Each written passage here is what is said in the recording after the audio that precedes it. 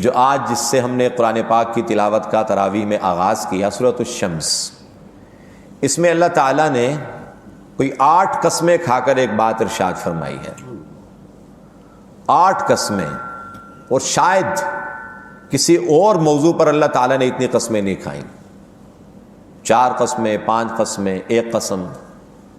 اور آپ حضرات کی خدمت میں گاہے گاہے اشارے کرتا رہا ہر صورت کے اندر، لیکن 8 قسمیں اللہ تعالیٰ نے ایک موضوع پر کھائی ہیں. وہ موضوع کتنا اہم ہوگا کہ جس پہ اللہ تعالیٰ نے اتنی قسمیں کھا کے اللہ تعالیٰ نے وہ بات ہمیں سمجھانے کی کوشش فرمائی ہے، ہمیں سمجھانے کی طرف متوجہ فرمایا ہے، سمجھنے کی طرف متوجہ فرمایا ہے.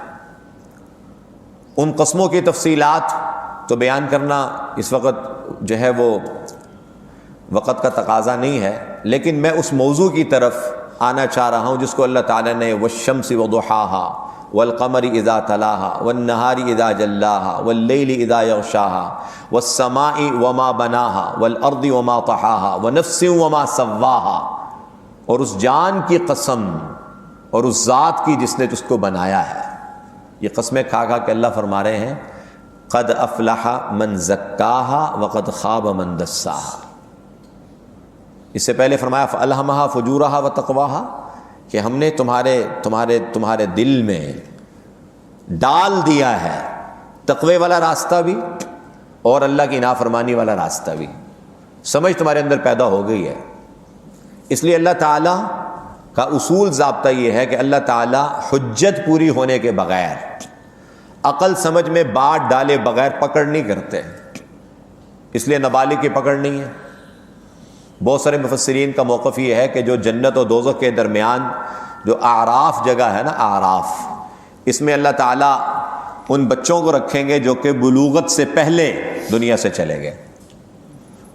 حجت پوری نہیں ہو سکی اس لیے کہ بلوغت سے پہلے سمجھ بوجھ پوری نہیں ہوتی.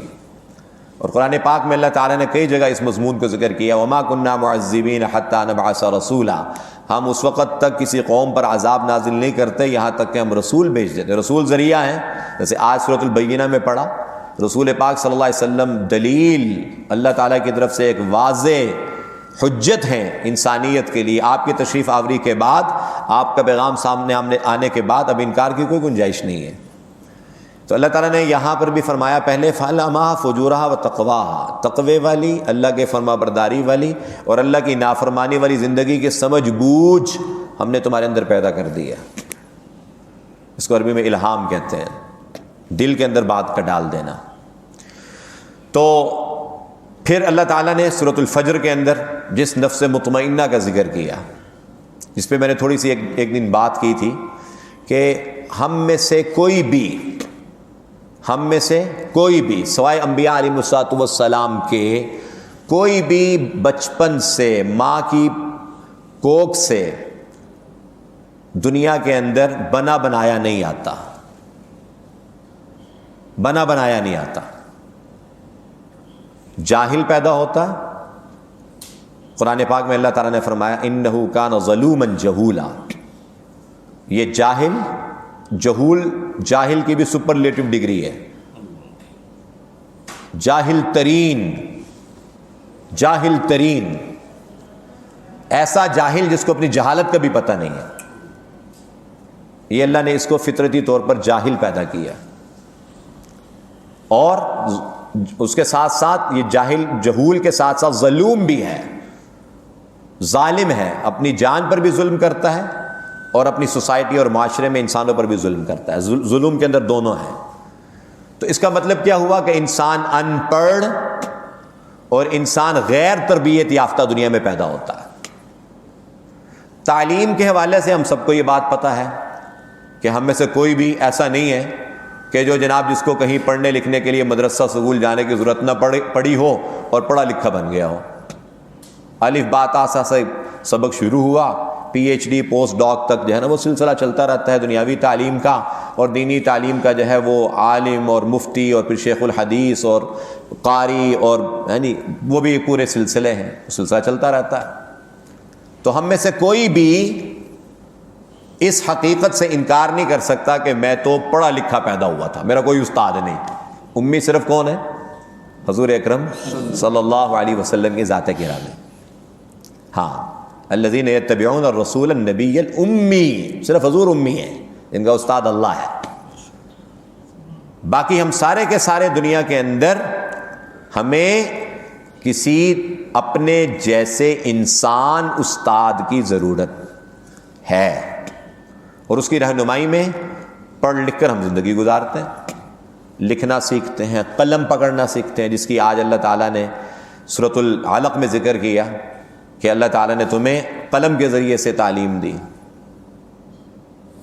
تو انسان جیسے اپنی جہالت کا اعتراف کرتا ہے یا حقیقت ہے مانتا ہے کہ میں آج سے 80 سال 70 سال 20 سال 25 سال پہلے میں جاہل تھا، مجھے کچھ نہیں آتا تھا، میں نے کسی کی نگرانی میں پڑھنا لکھنا سیکھا، علم حاصل کیا، جس کے نتیجے میں ابھی تک علم حاصل کر رہا ہوں، اور موت تک کوئی دعویٰ نہیں کر سکتا کہ میں پڑھا لکھا بن گیا ہوں.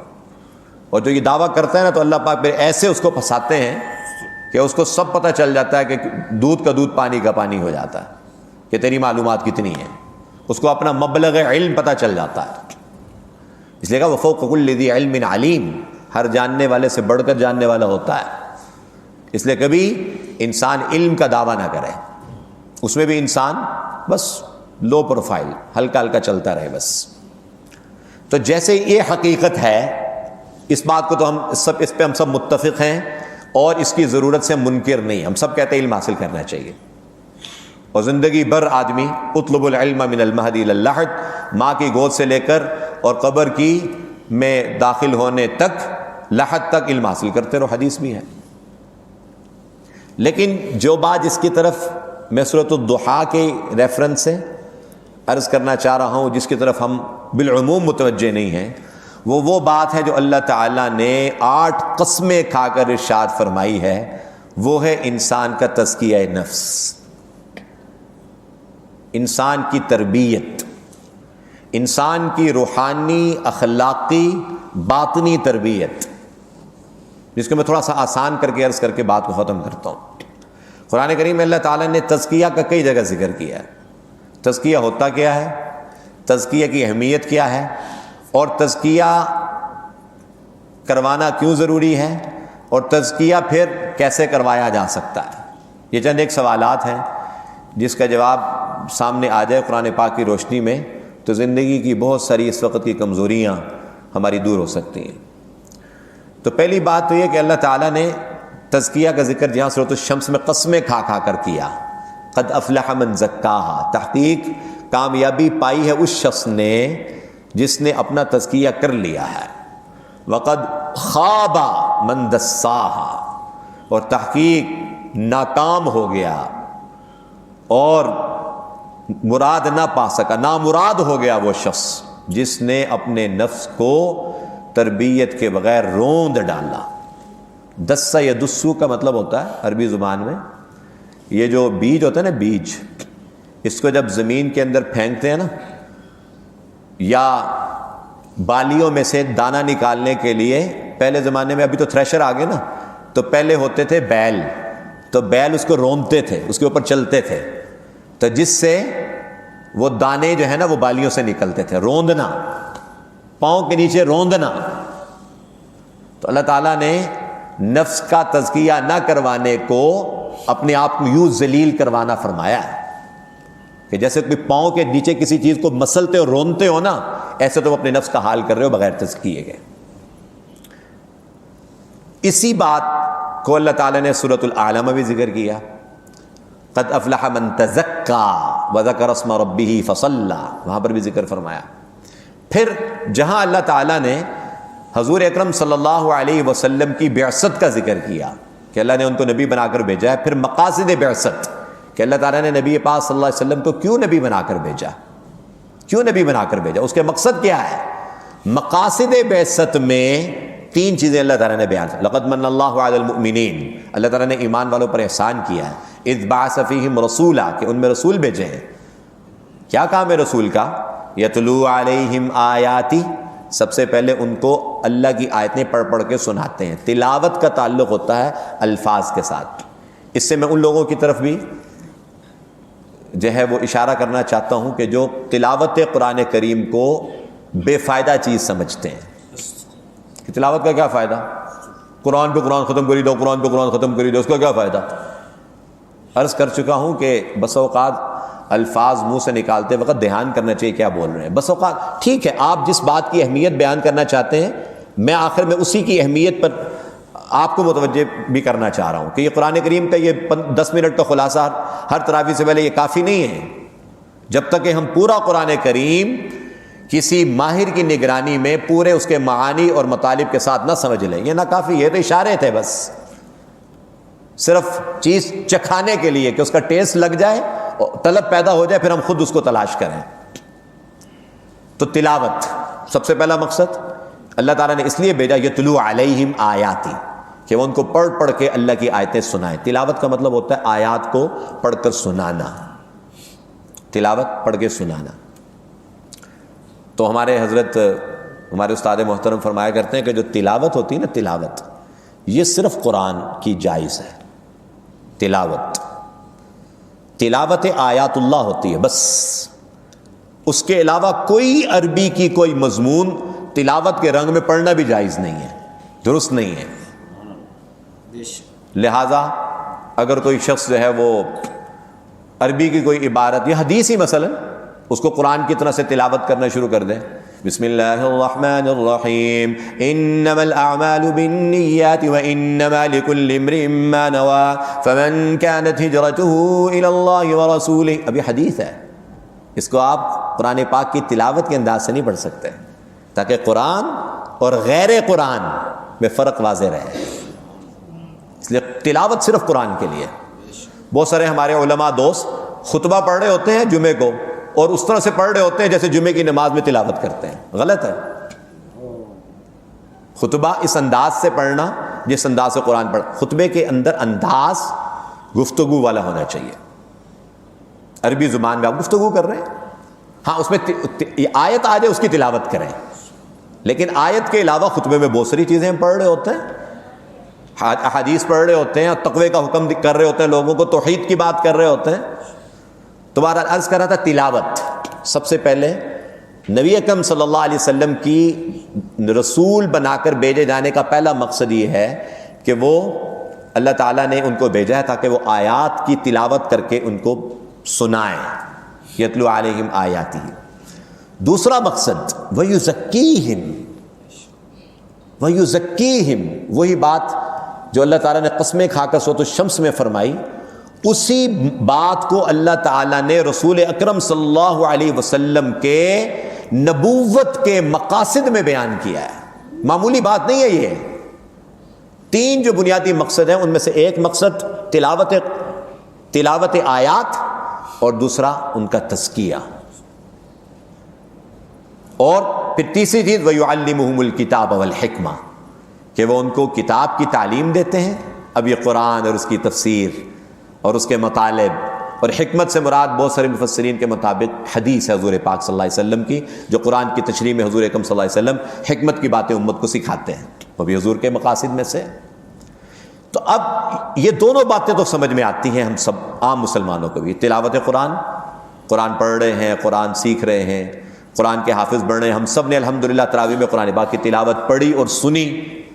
اللہ پاک اس کو نبی اکرم صلی اللہ علیہ وسلم کے مقاصد بعثت کے ساتھ کی نسبت نصیب فرما دے۔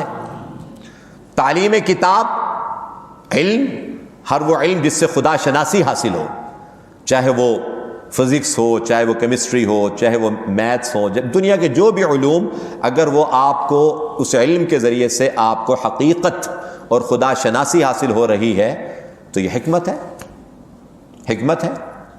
اور مفسرین نے اس کو بیان کیا، اس کا انکار نہیں کرنا چاہیے۔ بہت سارے لوگ بس اوقات شرعی علوم کے علاوہ باقی چیزوں کو کہتے ہیں تو فن ہے جی، فن، جیسے موچی جوتے کانٹنا اور اور جو ہے نا اور مکان بنانا، جیسے یہ فن ہے تو یہ بھی فن ہے۔ اس قسم کی بات، یہ بھی اس طرح کی بات بھی نہیں کرنی چاہیے۔ امام غزالی رحمۃ اللہ علیہ نے لکھا ہے کہ جیسے کسی ایک علاقے کے اندر ایک ایسے عالم اور حافظ کا ہونا یہ فرض کفایہ ہے کہ جو وہاں کے لوگوں کی دینی رہنمائی کر سکے، اور حافظ جو قرآن پاک کا حافظ ہو، جو قرآن پاک کو محفوظ کر سکے، ایسے ہر علاقے کے اندر ایسا طبیب ہونا کہ وہ بیمار ہو جائے تو ان کا علاج کر سکے، یہ بھی ضروری ہے کہ اگر وہ طب کا علم حاصل نہیں کرے گا تو عالم صاحب بیمار ہو جائیں گے تو کہاں جائیں گے؟ کافروں کے پاس پھر علاج کروانے کے لیے، کہ ان کو تو روک دیا تھا کہ نہیں علوم تو صرف شرعی ہوتے ہیں، باقی تو کوئی علم نہیں ہوتا، باقی فن ہوتے ہیں سارے۔ اس کا نتیجہ کیا نکلے گا؟ اور یہ اس کی سوچ کا نتیجہ ہے کہ آج ہمارے ہاں سے شرعی علوم کے علاوہ باقی ساری کی ساری چیزیں وہ غیروں کے ہاتھوں میں چلی گئی، یہ باتیں کر کر کے، یہ تو فن ہے جی، لہذا اس کو حاصل بھی کرو تو ایسے بس دل بجھا بجھا، بس یہ تو دنیا ہے بس۔ بہرحال تو یہ ہمارا موضوع نہیں ہے، لیکن میں عرض کروں تعلیم کتاب اور حکمہ، تعلیم یہ بھی حضور اکرم صلی اللہ علیہ وسلم کے مقاصد میں سے۔ تو تیسرا مقصد جو اللہ تعالیٰ نے قرآن پاک میں ذکر کیا اور سورۃ الشمس میں اس کی قسمیں کھا کر فرمایا، وہ ہے انسان کا تزکیہ نفس۔ اب یہ تو تھی اس کی اہمیت، اب تزکیہ نفس ہوتا کیا ہے وہ بات اب میں دوبارہ عرض کروں گا کہ ہم میں سے کوئی بھی جیسے ماں کی کوکھ سے دنیا میں نہیں آیا پڑھا لکھا، ایسے ہم میں سے کوئی بھی تربیت یافتہ نہیں آیا۔ اللہ تعالیٰ نے انسان کی نیچر میں حرص، بغض، حسد، تکبر، یہ ساری بیماریاں، کینہ، یہ ساری بیماریاں اللہ نے انسان کے اندر رکھی ہیں، اور ان کا ایک ایجابی پہلو ہے جس کو پوزیٹیو ایسپیکٹ کہتے ہیں، اور ایک اس کا سلبی پہلو ہے جس کو نیگیٹو ایسپیکٹ کہتے ہیں۔ اس کا مثبت پہلو یہ ہے، اس کا منفی پہلو تو ہم سب کو پتہ ہے، اگر انسان کے اندر حسد ہوگا، بغض ہوگا، کینہ ہوگا، تکبر ہوگا تو معاشرہ خراب ہوگا، برداشت نہیں، حلم برداشت نہیں ہوگی، معاشرہ خراب ہوگا، خاندان تباہ ہو جائیں گے، فیملیاں جو ہیں وہ بکھر جائیں گی، اس کا کہیں انسانوں کے ساتھ گزارا نہیں ہوگا۔ تو جیسے ان کمزوریوں کو دور کرنا یہ انسان کے لیے بہت ضروری ہے، اس کے بغیر ورنہ معاشرہ چل نہیں سکتا، یا معاشرہ چلے گا تو اس کے اندر کبھی سارے کے سارے انسانوں کو حقوق نہیں ملیں گے، فساد ہوگا۔ اسی طرح سے اس کا پھر سوال یہ کہ پھر اللہ نے پیدا کیوں کی یہ چیزیں انسان میں؟ قرآن پاک میں زُیِّنَ لِلنَّاسِ حُبُّ الشَّهَوَاتِ، اللہ نے انسان کے لیے مزین کر دیا۔ سورۃ آل عمران اور اس کے دوسرے رکوع میں اللہ فرما رہا ہے زُیِّنَ لِلنَّاسِ حُبُّ الشَّهَوَاتِ، شہوتوں کی محبت ہے اس کے اندر۔ یہ جوان ہوتا ہے تو اس کو اب جن سے مخالف اچھی لگتی ہے، اس کی اٹریکشن اس کے اندر ہوتی ہے۔ پھر اسی طرح سے اللہ تعالیٰ نے اس کے اندر شادی ہو جاتی ہے تو کہتا ہے جی دعا کرو نرینہ اولاد ہو، یعنی بیٹے ہوں۔ مولوی صاحب کوئی وظیفہ بتاؤ بیٹا ہو جائے۔ قرآن کہتا ہے من النساء والبنین المال والبنون زینت الحیات الدنیا، مال اور بیٹے دنیا کی زندگی کی زینت لگتے ہیں، اچھے لگتے ہیں۔ ہاں، انسان اپنے آپ کو مضبوط سمجھتا ہے بیٹوں کی وجہ سے۔ یہ جاہلیت کے تصورات ابھی تک ہمارے ذہنوں میں چل رہے ہیں۔ تو یہ اللہ نے انسان کے اندر رکھی ہے محبت۔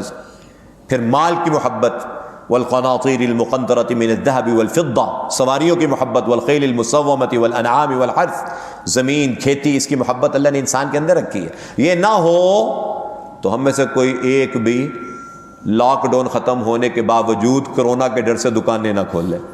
پھر سے نہیں ہے جی مجھے، ٹھیک ہے جی ہم تو اللہ اللہ کریں گے، بس آ جائے گا کوئی گھر میں آ کے، جیسے راشن اللہ نے بھجوا دیا تھا اب آئندہ سے بھی ایسے کام چلتا رہے گا، وہ اس طرح کی باتیں کرے گا۔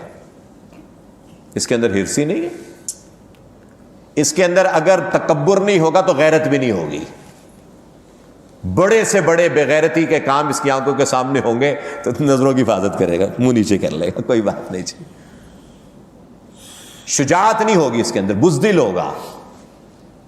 ہاں، جہاد کا موقع آئے گا ڈرے گا جہاد کے نام سے، اللہ کے راستے میں جان دینے کی بات آئے گی تو ڈرے گا۔ جیسے قرآن کریم نے نظر المغشی علیہ من الموت، جیسا کہ موت جس پہ آئی ہوتی ہے نا تو اس کو بے ہوشی طاری ہو جاتی ہے، ایسے اس کو جہاد سے اس کو خوف آئے گا۔ یہ قرآن سورۃ محمد 26ویں پارے میں اللہ نے منافقوں کے بارے میں کہا، تیسرے رکوع میں، ایسے جیسے کہ موت آ گئی اس پہ، موت کی وجہ سے بے ہوشی آ گئی۔ شجاعت نہیں ہوگی اس میں، غیرت نہیں ہوگی، غیرت کے اپنی ماں بیٹی کے بارے میں غیرت نہیں ہوگی، الیاذ باللہ۔ پہلی تو غیرت، یہ تو خاندانی غیرت تو سمجھ آتی ہے، پھر اس کے بعد دینی غیرت کوئی نہیں ہوگی، جو مرضی کہتے جاؤ الیاذ باللہ اللہ پاک کی ذات عالی کے بارے میں، حضور انور صلی اللہ علیہ وسلم کی شخصیت کے بارے میں، کہتے پھر کیا ہوا جی؟ بندے کو بس ٹالرنس ہونی چاہیے، آدمی میں برداشت ہونی چاہیے جی، کوئی بات نہیں۔ وہ اس میں مسئلہ یہ ہے کہ بیچارے میں غیرت ہی ختم ہو گئی ہے، غیرت ہی نہیں رہی۔ تو یہ اللہ نے انسان کے اندر یہ مادے رکھے ہیں کہ یہ مادے بالکل جڑ سے ختم ہو جائیں نا فطرتی طور پر، تو انسان کے اندر اس کے مثبت پہلو بھی ختم ہو جائیں۔ تو اللہ تعالیٰ نے اس کے اندر غصہ رکھا ہے، غصہ آنا چاہیے اس کو، غصہ نہیں آئے گا تو یہ بیچارہ، یہ تو انسان ہی نہیں ہے جس کو غصہ نہ آئے، غصے والی بات پہ بھی غصہ نہیں آتا اس کو۔ ہمارے ایک بزرگ ہیں نا، تو ان کے پاس ایک صاحب آئے، تو بہت ساری سنجیدہ باتیں ہوں گی، تھوڑا سا لطیفہ نما بات بھی ہو جائے۔ تو انہوں نے کہا کہ جی حضرت وہ شادی تو آپ نے میری کروائی تھی، اور میری بیوی بڑی نیک اللہ والی خاتون ہے، اس کی نیکی میں مجھے کوئی شک نہیں ہے، اور وقت نماز روزہ ذکر اذکار خوب میری خدمت ہے نہیں، لیکن میں آپ کی اجازت سے اس کو طلاق دینا چاہتا ہوں۔ یا اللہ، پہلے اتنی تعریف کے پل باندھ رہے اور آخر میں تم نے دھماکہ کر دیا، طلاق دینا چاہتا ہوں۔ کیوں؟ کیا ہو گیا؟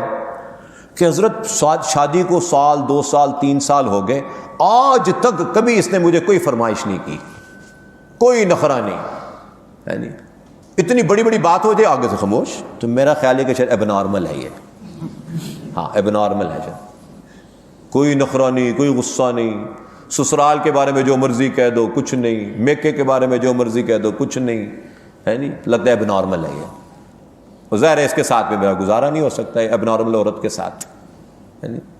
تو انسان کے اندر احساسات اللہ نے رکھے ہیں، ان احساسات کو کے رکھنے میں بہت ساری حکمتیں ہیں۔ اس کے اندر غصہ، اس کے اندر جو ہے حرص، ہاں اس کے اندر طمع، اس کے اندر حسد، اگر اس کا مادہ اور اس کی روٹس بھی نہ ہونا تو یہ کمپٹیشن نہ کریں۔ یہ کمپٹیشن ہوتا ہے نا دنیا میں، وہ پوزیشن لینا، بچوں کے اندر ٹاپ کرنا، گولڈ میڈلسٹ ہونا، یہ ختم ہو جائے کہ میں حسد نہیں ہے میرے اندر، بس ٹھیک ہے جی، کوئی جیتتا تو جیتی جائے، میں تو بس ٹھیک ہوں ایسے ٹھیک۔ تو اللہ نے یہ مادے انسان میں رکھے ہیں، چونکہ ان کی روٹس، ان کی بنیاد ہونے کی وجہ سے دنیا کا نظام چل رہا ہے۔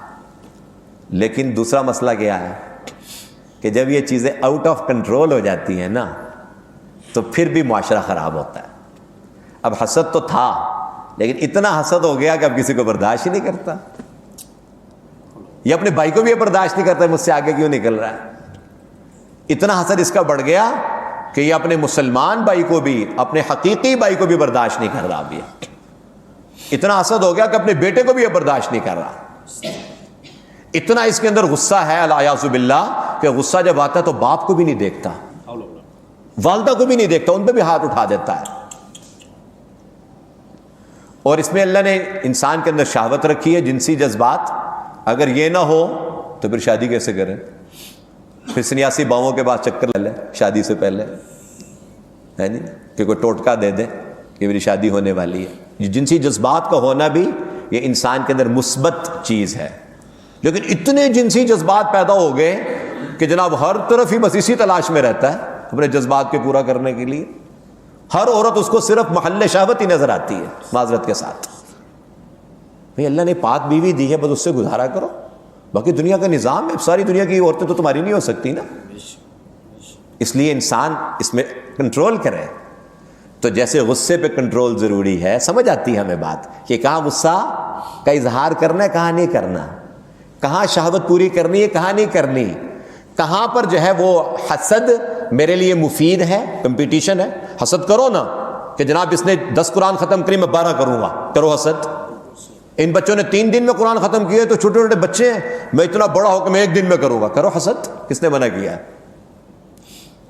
ان چیزوں میں انسان حسد کرے، لیکن انسان جو ہے دنیا داری کے اندر حسد میں پڑ گیا، یہ مجھ سے کیوں آگے نکل گیا، تھا تو میرا کلاس فیلو، میٹرک کٹے کیا تھا، نمبر میرے زیادہ تھے اور یہ آگے نکل گیا، کاروبار مجھ سے بات شروع کیا اور مجھ سے آگے نکل گیا، 2 دکانیں کر لی۔ یہ جائز نہیں۔ تو میرے دوستو، اللہ تعالیٰ نے قرآن کریم میں یہ ساری کے ساری انسان کی روحانی بیماریاں ہیں، جن بیماریوں کو کنٹرول نہ کر کے دنیا کا نظام نہیں چل سکتا، نہ خاندان چل سکتے ہیں، نہ کوئی سوسائٹی چل سکتی ہے، نہ کوئی ملک چل سکتا ہے، نہ ملک کا نظام چل سکتا ہے۔ اس لیے اللہ تعالیٰ نے تزکیہ نفس پہ قسمیں کھا کھا کر متوجہ فرمایا۔ اب تیسری بات عرض کرنے لگا ہوں، جیسے میں نے عرض کیا کہ ہم میں سے کسی شخص کو اللہ نے پڑھا لکھا پیدا نہیں کیا، ہم میں سے کسی کو تربیت یافتہ پیدا نہیں کیا، تو جیسے ہم میں سے ہر ایک کو معلم کی ضرورت تھی جس نے ہمیں الف با تا سا سکھائی، اے بی سی ہمیں سکھائی، اور اب تک ہم معلم کے محتاج ہیں، ایسے ہی انسان کو تربیت کے لیے بھی استاد کی ضرورت ہوتی ہے۔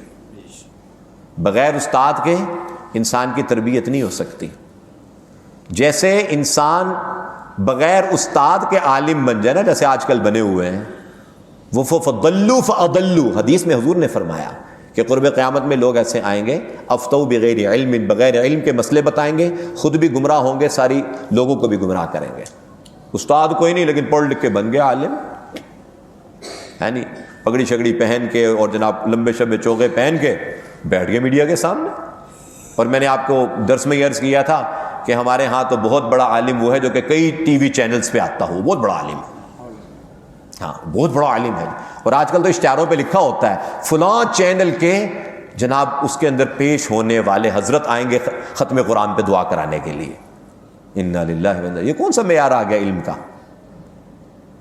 تو خدا نخواستہ سب پہ نفی کرنا مقصد نہیں ہے، جو اہل علم ہے ان کے علم کا اعتراف کریں، لیکن صرف اور صرف اس کو بنیاد بنانا وہ غلط ہے۔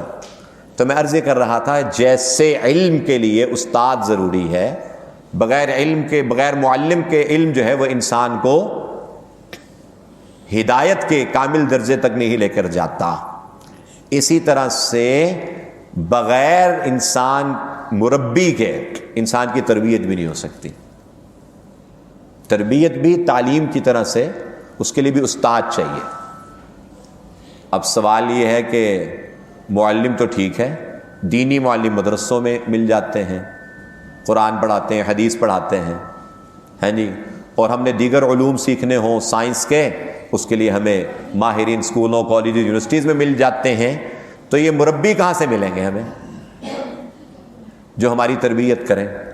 تو میرے عزیز دوستو، جیسے معلم کے لیے کوالیفیکیشن ہے، ایک معیار ہے جس کو مستقل طور پر سمجھنے کی ضرورت ہے کہ معلم، ہم اپنے بچے کو ہر جگہ ہر ایرے خیرے تو خیرے کے حوالے کر دیتے ہیں، کوالیفیکیشن دیکھتے ہیں، اسکول دیکھتے ہیں، پرنسپل دیکھتے ہیں، اسٹاف دیکھتے ہیں، پھر جا کے بچے کو داخل کرتے ہیں، ہر ایک کے آگے نہیں بٹھا کے آ جاتے ہیں۔ نا میرا بچہ میرا مستقبل ہے، میں نے ایسے نہیں داخل کرنا ہے۔ کتنی تحقیق کرتے ہیں، مشورے کرتے ہیں، جا کے دیکھتے ہیں، پھر جا کے بچے کو تعلیم کے لیے معلم کا انتخاب کرتے ہیں۔ ایسے ہی تربیت کے لیے مربی، اس کے لیے بھی تلاش کی ضرورت ہے، اس کے لیے بھی کوالیفیکیشن ہے کہ جو انسان کی تربیت کر سکے۔ لیکن اور وہ مربی، استاد، وہ بھی استاد ہی ہوتا ہے۔ اس میں یہ سمجھنا، اس کو عام زبان کے اندر یہ کہہ دیا جاتا ہے کہ آپ اپنی زندگی کے اندر بچوں کو ذرا باہر بھیج دیں، بچوں کی دلچسپی کی چیز اس لیے باہر رکھ دی، ادھر آ رہی تھی نا محراب میں، ان کی دلچسپی کی چیز باہر بھیج دی تاکہ وہ ادھر ہی رہے، تاکہ توجہ سے ہم بات سن لیں۔ تو عرض کر رہا تھا کہ تربیت کے لیے بھی اسی طرح سے کوالیفیکیشن ہے، اور اس کا آسان نسخہ یہ ہے کہ انسان اپنی زندگی میں جس کو دین کے اعتبار سے اپنے سے بڑا سمجھتا ہے، ظاہر ہے کہ اب صحابہ کے زمانے میں تو ہے نہیں کہ آپ صحابہ تلاش کرنا شروع کر دیں کہ کوئی صحابی مجھے مل جائے تو ان کے ہاتھ پہ بیعت کرو اور ان کو استاد بناؤ، نہیں، اپنے سے زیادہ جس شخص کے علم اور تقوی پر آپ کو اعتماد، اس کو بڑا سمجھتا ہے کہ یہ تقوی میں، علم میں مجھ سے زیادہ ہے، ان کو آپ اپنی زندگی کا نگران مقرر کر دیں۔ ہاں، نگران مقرر کر دیں۔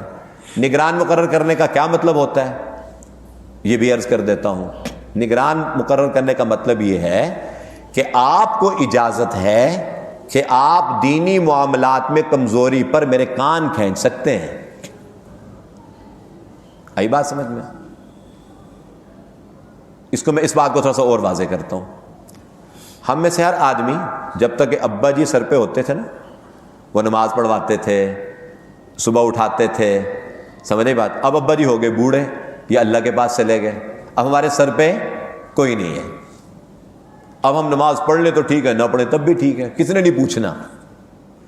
جب تک ابا جی سر پہ تھے تو ڈر لگا رہتا تھا کھٹکا کہ یار آج نماز میں ذرا سستی کی نا, فجر پڑھنے نہ گیا, تو ابا جی نے فوراً آتے ہی سب سے پہلے سوال کرنا کہ خیریت تھی, طبیعت تو ٹھیک ہے نا.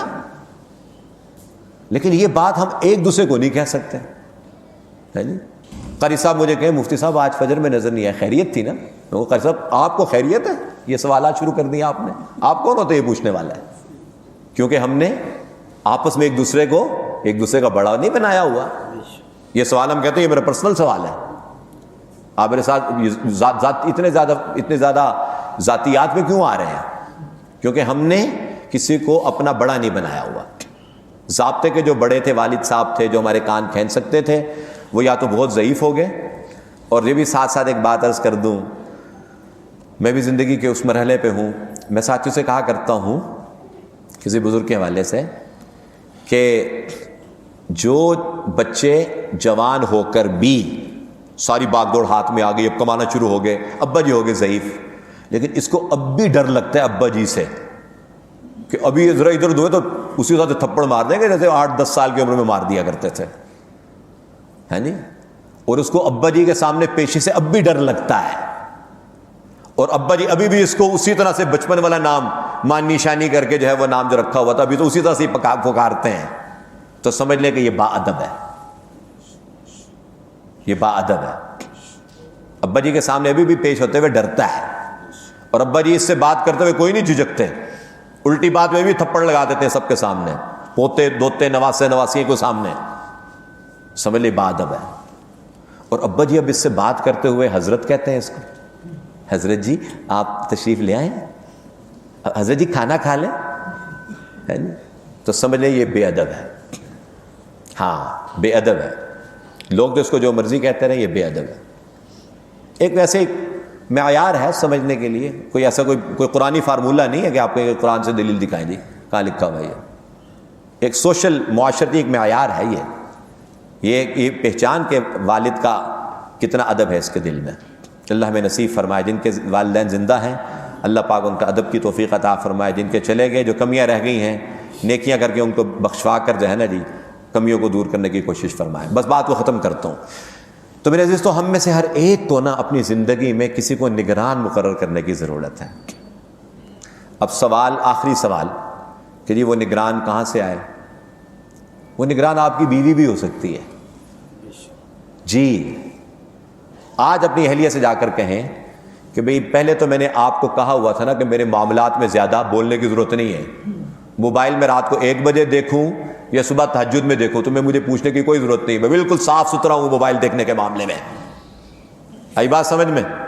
تو آئندہ سے اس ٹاپک میں مجھ سے لڑائی نہ کرنا, پہلے تو آپ نے یہ کہا ہوا تھا. آج اہلیہ سے جا کر یہ کہیں کہ تم میری زندگی میں کوئی چیز میری پرسنل نہیں ہے, تمہارے لیے. تم میرے موبائل کا پاسورڈ آج تمہیں بتا رہا ہوں, تم کھول کے جو مرضی چیک کر سکتی ہو, میرے ای میلز, میرے واٹس ایپ, میرا فیس بک, میرا ٹویٹر, سب دیکھ سکتی ہو تم. اور اس کے بعد زندگی میں, دفتر میں, ادھر ادھر میں کہیں لیٹ ہو جاؤں یا کبھی کسی خاتون کا مجھے میسیج آ جائے یا کال آ جائے تو تمہیں بالکل اختیار ہے یہ پوچھنے کا کہ یہ صاحبہ کون تھی اور آج آپ دفتر سے لیٹ کیوں آئے ہیں. آپ فرما رہے تھے کہ میں کہیں کھانے پہ جا رہا ہوں, کھانے میں کون کون تھا آپ کے ساتھ. نہیں, اس کا مطلب یہ نہیں ہے کہ بہت زیادہ لمٹس کراس ہو جائیں, لیکن نہیں, نگران مقرر کر دیں آپ. ہاں آپ کی اہلیہ آپ کی شیخ بن سکتی ہے, آپ اپنے بڑے بھائی کو مقرر کر دیں. اگر اہلیہ کے ساتھ تعلقات اتنے ہموار نہیں ہیں تو آپ ناراض ہو رہے ہیں, بڑے بھائی کو مقرر کر دیں. اس کو کہہ دیں کہ بھئی آج کے بعد آپ میرے نگران ہیں, میں فجر میں نظر نہ آؤں, ظہر میں نظر نہ آؤں, نمازوں میں سستی کر رہا ہوں, میرے جس دین کے معاملے میں آپ کو کوئی جھجک ہو نا, کھٹک کہ میں گڑبڑ کر رہا ہوں, آپ مجھ سے پوچھ سکتے ہیں. بھئی کیا بات ہے, آج کل دینی معاملات میں کمزور نظر آ رہے ہو تم, تو آپ کو یہ اختیار ہے. تو زندگی یا اچھے دوست کو مقرر کر دیجئے, آپ کا دوست ہے, آپ سے ماشاءاللہ دین میں آگے نکل گیا, آپ کو اعتراف ہے کہ یہ دین میں مجھ سے آگے نکل گیا, لیکن اب میں نے بھی آگے نکلنا ہے، تو آپ اس کو اپنا نگران مقرر کر دیں کہ آپ کو مجھ سے یہ پوچھنے کا اختیار موجود ہے کہ آپ مجھ سے یہ سوالات کر سکتے ہیں۔ اس سے کیا ہوگا کہ اس سے ہمیں آہستہ آہستہ، جب آدمی کے اوپر کوئی نگران ہوتا ہے نا تو آدمی کی زندگی پھر بہتر ہوتی ہے، اخلاقی طور پر بہتر ہوتا ہے، ورنہ تو ہم زندگی بس گزار رہے ہیں بس الل ٹپ آنکھیں بند کر کے۔ اور اگر کوئی ایسا استاد مل جائے جس نے کسی بڑے استاد سے تربیت حاصل کی ہو، جس کو آج کی زبان میں لوگ شیخ کہتے ہیں، ایسے اللہ والا مل جائے کہ جو کہ آپ کی تربیت کے لیے رہنمائی کر سکے۔ یہ میں لفظ اس لیے نہیں بولنا چاہ رہا تھا کہ ہمارے ہاں اس کے اندر بھی بہت زیادہ اللہ معاف فرمائے جو ہے نا، یعنی گمراہیاں چل رہی ہیں۔ پیر بنا لیا، اب کہتے ہیں اسی تو انہوں نے ہاتھ وچ ہاتھ دے دیتا ہے، بس ساڑا بیڑا پار ہے ہوں جی، بس انہوں نے ایک نظر پانی ہے، نظر کرم، ساڑا معاملہ پار، نہ نمازہ دی ضرورت نہ روزیاں دی ہے نہیں۔ تو شیخ دی نظر بندے نو ایک دنہ بھی اتنے پہنچا سکتی ہے جدو سالاں دی عبادت نہیں پہنچا سکتی۔ اس طرح کے جملے چلتے ہیں سوسائٹی میں۔ تو ہرگز اس طرح کے بازاری لوگ مقصود نہیں ہیں کہ انسان ان کو بڑا بنا کر جو تھوڑا بہت ایمان ہے اس سے بھی فارغ ہو جائے۔ وہ ایمان کے لٹیرے ہیں معذرت کے ساتھ۔ ہاں ایسا شخص جو کہ اپنی زندگی میں بھی آگے بڑھنے کی کوشش کر رہا ہے، کسی بڑے کی تربیت میں رہا ہے، اخلاقی اس کے پاس بیٹھنے سے واقعی اللہ یاد آتے ہیں، اس کی بات سننے سے انسان دین کی طرف رغبت بڑھتی ہے، آگے بڑھنے کا شوق پیدا ہوتا ہے، دل کرتا ہے ہم بھی دین میں آگے بڑھیں۔ ایسے کسی شخص اگر مل جائے ایسا شخص، تو پھر اس کو اپنا استاد بنانے کی کوشش کریں۔ استاد بنانے کا مطلب یہ کہ آپ ان سے کہیں کہ بھئی آپ کو میں اپنی زندگی کا نگران مقرر کرنا چاہتا ہوں۔ نگرانی کا مطلب یہ ہے کہ آپ پوچھ گچھ کر لیا کریں، کیونکہ میں ہوں کمزور، میں پھر آپ کو اپنی ایک ایک بیماری بتاتا رہوں گا۔ مثلا میں سب سے پہلے آپ کو کہوں گا جی میرے اندر تکبر بہت زیادہ ہے، جی کیا کروں، اس کا علاج نہیں ہو رہا۔ پھر آپ مجھے نسخہ بتائیں گے، پھر آپ ہفتے بعد پوچھیں گے وہ نسخہ اس پر عمل کتنا کیا۔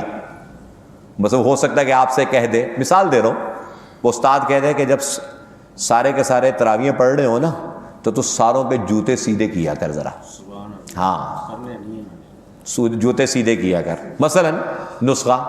پھر ہفتے بعد آپ سے پوچھیں، رمضان جب عید ملنے کے لیے آپ جائیں تو وہ استاد صاحب پوچھیں کہ یہ سبق کتنی مرتبہ پڑھا پورے رمضان میں، کتنی مرتبہ جوتے سیدھے کیے، تو آپ کہیں جی وہ اصل میں بس اپنے بچوں کو کہہ دیتا تھا، وہ سیدھے کر دیتے تھے۔ تو اس کا مطلب ہے کہ آپ نسخہ پہ عمل نہیں کرنا چاہتے۔